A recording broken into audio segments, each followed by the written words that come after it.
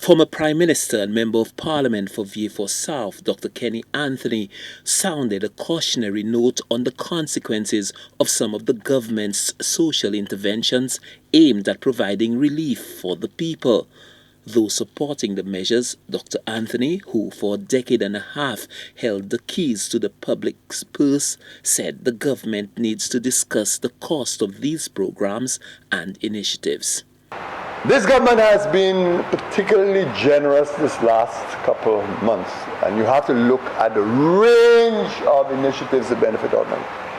But the time is also fast approaching when we have to engage in a paradigm shift to have a conversation about how St. Lucia is going to meet the inevitable cost of its existence and the services that it offers the people at large.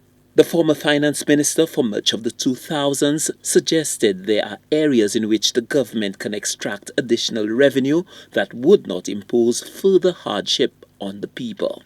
You don't have to engage in any policy that is oppressive or any policy that hurts people's pockets.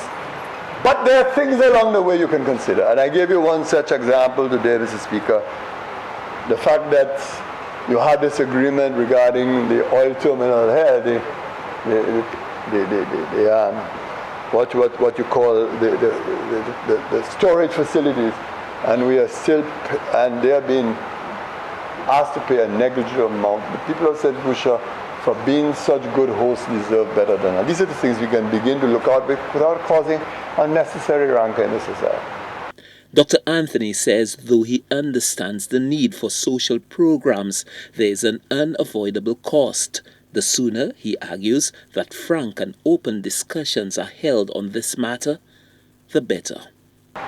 As much as I support the amendments before us today, in the spirit that is intended,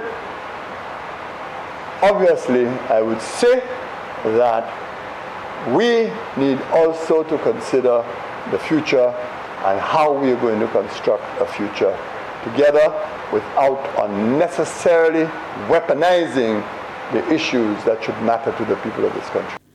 The government of St. Lucia has for decades been borrowing heavily to finance both capital projects and many of its social programs.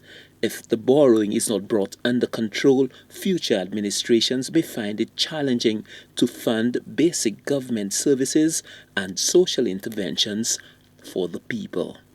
Stanley Lucian for the HGS News Force.